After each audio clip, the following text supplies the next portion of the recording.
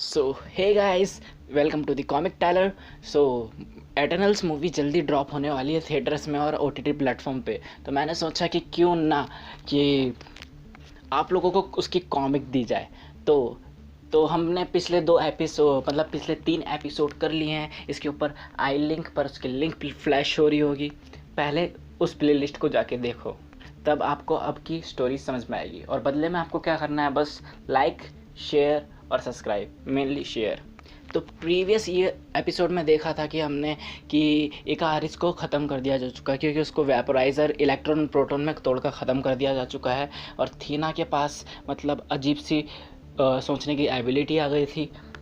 और सैरसी को iron man Avenger की टीम का हिस्सा बताता है, बट जब वो जाकर अपने रिकॉर्ड्स में जाकर देखता है तो उसमें कुछ भी नहीं होता। और इन द लास्ट मार्क करी होता है स्प्राइट के साथ। तो अब आगे शुरू करते हैं episode number 4, basically chapter number 4, from Genesis to Revolution. तो सीन सीधा स्टार्ट होता है एंटार्क्टिका से, जहाँ पे हमने प्रीवियसली सीन ऐड करा था। यहाँ पे उसी चैम्बर में एक बॉडी है और आवाज़ आती है, to awake please get up and go through the doors. और फिर वो बॉडी उड़कर उस डोर से जाने लगती है। उस डोर से जाती है तो स्कैनिंग होती है और आवाज़ आती है, eternal Ikaris identified, eternal Ikaris reactivation completed, you are now leaving the reaction chamber. मतलब हमें देखा जा सकता है कि इकारिस जो अभी थोड़ी देर पहले मर चुका था प्रीवियसली एपिसोड्स में, वो अब दोबारा जिंदा हो गया। तो बेसिकली यही होता है कि लाइफ साइकिल एक एटर्नल्स का। जब भी वो मरता है, वैसे तो मारा नहीं जा सकता और इफ़ बाई चांस जब वो मरता है तो ऐसे वो रिजेनरेट होता है। मतलब एटर्नल्स को मारना ही इम्पॉसिबल है। फिर एकारिस होता है एक बहुत जेन्युइन सी जगह पे, बहुत हाईटेक जगह पे, और वो बोलता है मैं कहाँ पर हूँ। तो आवाज़ आती है, वेलकम टू ओलंपिया एटर्नल इकारिस, और अपना है ना वेलकम होम, और please initiate the repair sequence. तो अगला सीन शुरू होता है सैन फ्रांसिस्को में, जहाँ पे मार्क करी और स्प्राइट बातें कर रहे होते हैं। स्प्राइट बोलता है बहुत अच्छा दिन है। क्यों मिस्टर करी? तो बोलता है अच्छा तो है, पर मैं तुम्हारे साथ इसलिए हूँ कि मुझे अपने आंसर ढूंढने हैं, और तुमने प्रॉमिस भी करा था। तो बोलता है आई कीप माई प्रॉमिस। वो देखो ब्लैक रॉक दिख रहा है। फिर अगला सीन शुरू होता है वेरोजेइका नेशनल एयरपोर्ट पर, और वहाँ पे प्लेन लैंड होता है मिस्टर ड्रग का। और वो जैसे उतरता है वहाँ पे उसको मिलिट्री घेर लेती है रशिया की, और बोलती है आपको अंदर अरेस्ट करा जाता है टेररिज्म के लिए। तो बोलता है ऑफ कोर्स कोई बात नहीं, पर मैं मतलब सपोर्ट करता हूँ, मतलब कॉर्पोरेट करता हूँ, और पर मुझे आपसे पब्लिक में एक बात नहीं कर सकता, मुझे आपसे प्राइवेट में बात करनी है। तो बोलते हैं ऑफ कोर्स। फिर वो उसको प्राइवेट रूम में लेके जाते हैं। वहाँ जाते ही गार्ड्स बोलते हैं अब बताइए कि क्या काम था। तो वो बोलता है कि अब मैं, अगर आप मेरी सारी बात मानते हो तो मैं आपको प्रॉमिस करता हूँ कि आगे से ये नहीं होता। अब मुझे पूरी कंट्री पर टेक ओवर करना है, और वो कर देता है उन लोगों को हिप्नोटाइज। अगला सीन शुरू होता है पार्क के अंदर, मार्क और स्प्राइट का। स्प्राइट बोलता है पिकनिक अच्छी है ना। तो और मिस्टर करी आप मतलब निराश मत हुई है, उसने पहला नहीं करा है, मतलब ब्रेकअप पहली बार नहीं हुआ है कि उसने आपका दिल तोड़ा है, ऐसा बहुत बार हो चुका है।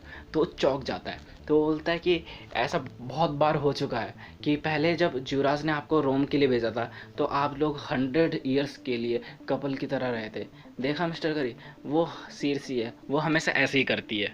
तो अगला सीन शिफ्ट होता है न्यूयॉर्क की छत पर, जहाँ पे सैरसी बैठी होती है, उसके पीछे एक बिल्ली होती है, और वो बोलती है कि ऐसा हो ही नहीं सकता, मतलब इनमें से कुछ भी सच नहीं है। अगर मैं एवेंजर्स की टीम में होती तो मैं तुम, और मेरे पास कुछ मैजिक होता तो मैं तुमको, इस पुसी कैट को एक ड्रैगन में कन्वर्ट कर देती।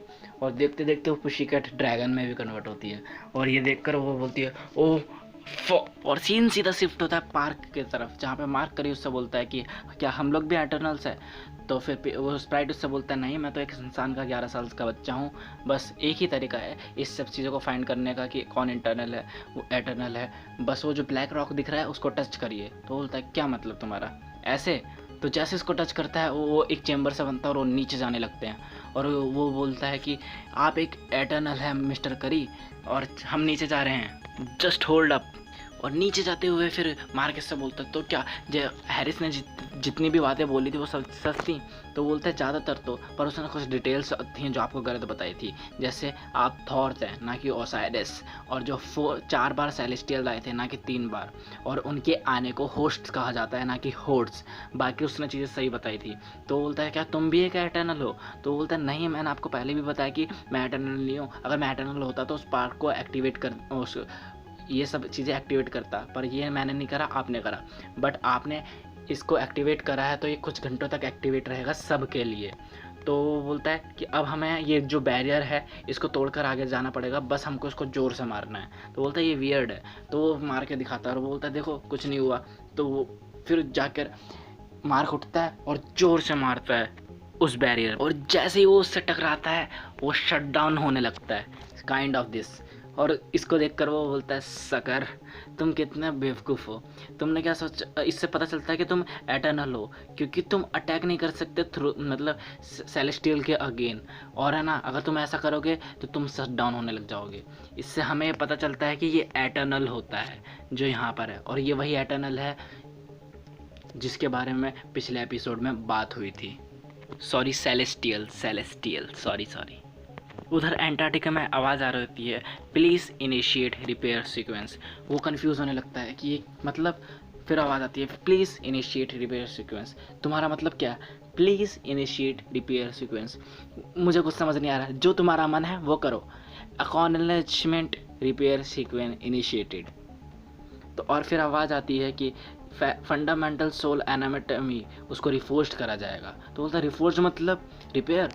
तो वो बोलती है एक्सेप्ट और रिफोर्जेशन in process.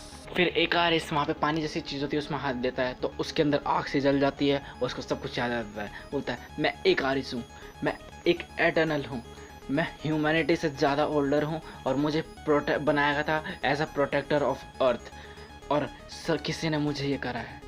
Someone has done to me, whoever you are, wherever you are, I will find you. देख रहे हो लियाम नेसन बन चुका है गारेस, वो भी टेकन का। और फिर वो वहाँ से उड़ जाता है और अगला सीन शिफ्ट होता है सीधा यहाँ पे मार्क और स्प्राइट के बीच में। और स्प्राइट बोलता है कि क्यूरियस होना मेरा बचपन का पार्ट है, और पता है मैं कितने सालों से, लगभग बिलियन सालों से, मैं 11 साल का ही हूँ, और मतलब और ये मेरे लिए बहुत ज़्यादा मुश्किल होता है, और आपके लिए तो इतना मुश्किल भी नहीं है गारेस, मतलब क्या मार्क, कि उससे आपका ब्रेकअप होना।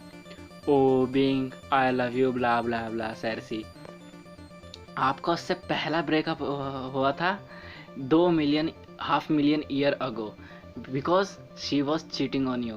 फिर 10 साल, फिर कुछ साल बाद जो आपका ब्रेकअप हुआ था वो हुआ था 1000 ईयर अगो, क्योंकि you were cheating on her, फाले अंग्रेज। फिर तुम दोनों का ब्रेकअप फिर दोबारा हुआ था 1600 ईयर्स अगो, क्योंकि तुम दोनों एक दूसरे से बोर हो चुके हैं, गोरे फाले। मैंने उसको ऑफ़र करा पर उसने रिफ्यूज कर दिया। मैं वो सारे एटर्नल से जितने भी थे, सारे के सारे से, मतलब जितने भी मेल एटर्नल थे सबसे सेक्सुअल रिलेशनशिप बना चुकी थी, बस मुझसे नहीं बनाए थे उसने, क्योंकि मैं सिर्फ 11 साल का लौंडा था, गोरे फाले अंग्रेज। पता नहीं उस सेलेस्टियल के दिमाग में क्या चल रहा होगा जिसने मुझे बनाया, उसकी हमेशा 11 साल का ही रहना। फिर वो अपने उसको दुख कथा सुनाता है 90s के ज़माने की, वो वगैरह वगैरह, लिंक डिस्क्रिप्शन में, वहाँ पर जाकर देख लो, मतलब खुद पढ़ो ये वाला। फिर वो उसको बताता है कि ये वाला सेलेस्टियल, मतलब अब उस पर रियलिटी पे आ गया, ये वाला सेलेस्टियल शायद कोई ड्रीमिंग सेलेस्टियल टाइप का लगता है। पता नहीं इसने ऐसा क्या किया था कि शायद कुछ ज़्यादा ही बुरा करा होगा कि बाकी सेलेस्टियल ने इसको यहाँ पे हमेशा के लिए यहाँ पर गाड़ दिया और लगभग बेहोशी कर दिया। फिर वो बोलता है चलो मैं तुम्हें फास्ट फॉरवर्ड में बताता हूँ कि कुछ 100 ईयर्स अगो कि एक बहुत बड़ा अर्थक्वेक आता, बहुत बड़ा।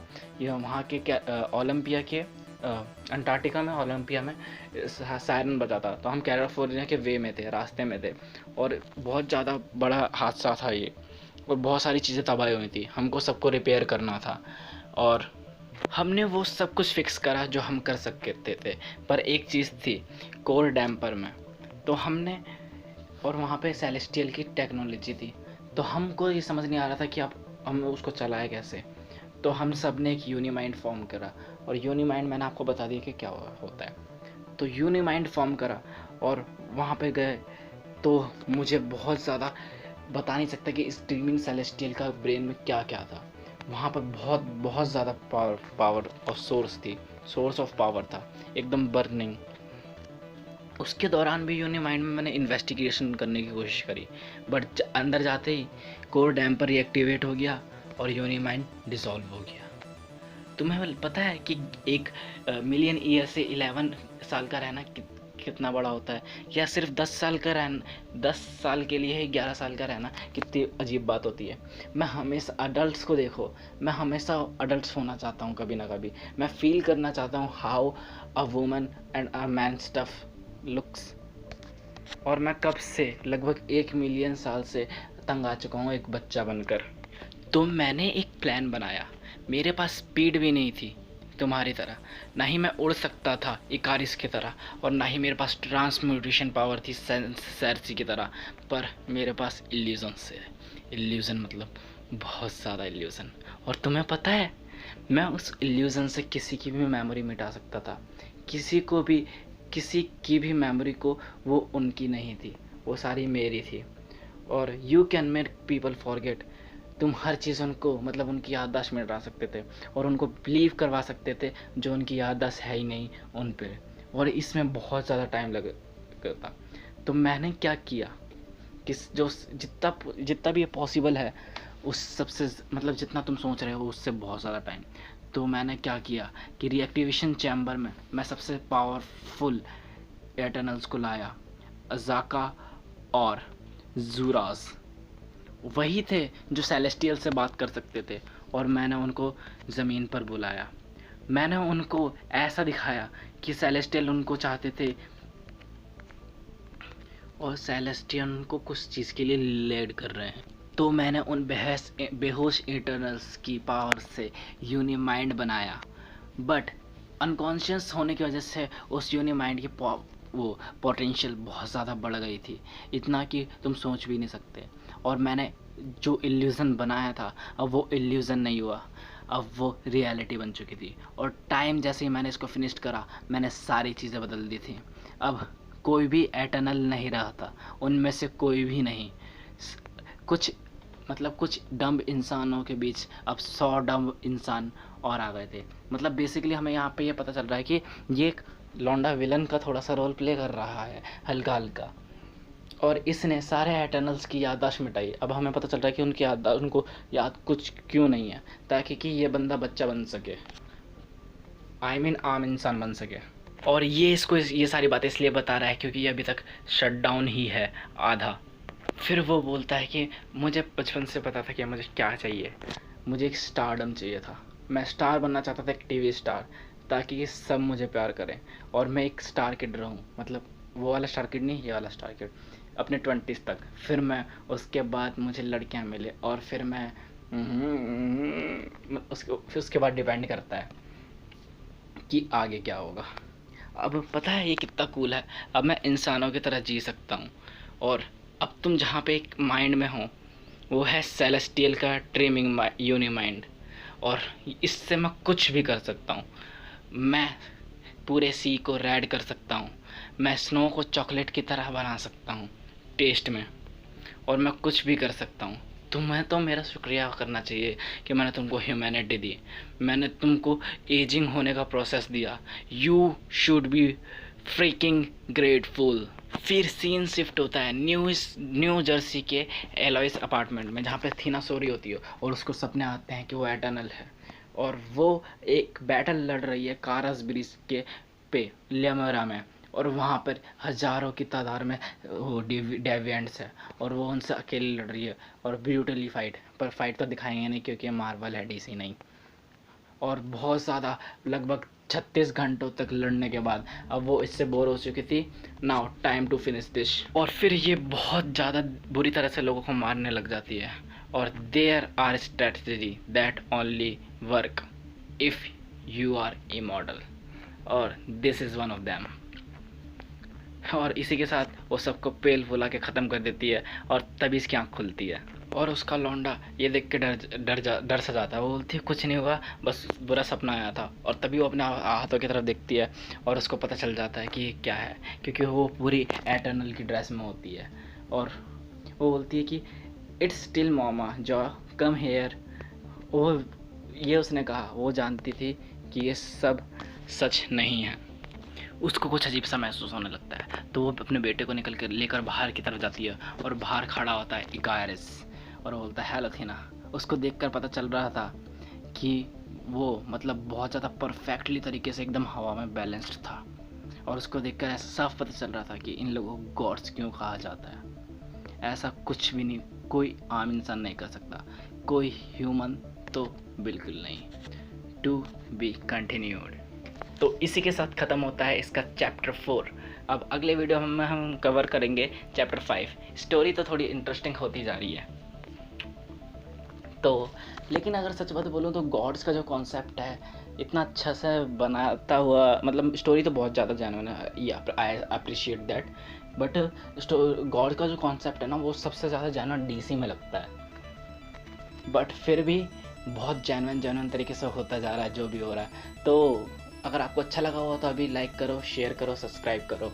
और हाँ, ये आपकी तरफ से हमारे लिए मोटिवेशन होगा, ताकि कि हम आपके लिए ऐसी कॉमिक्स लाते रहें। और हाँ, अगर खुद पढ़ना चाहते हो कॉमिक तो लिंक डिस्क्रिप्शन में अभी पढ़ो, और हर कॉमिक की लिंक उसी के डिस्क्रिप्शन में होगी। आप जाओ, उसे पढ़ो, एंजॉय करो। और हाँ, चैनल को चेक करना मत भूलना, बहुत सारी चीज़ें आपको मिल जाएंगी। तो और फिर अगले एपिसोड में हम मिलते हैं। तो तब तक के लिए टेक केयर, गुड बाय।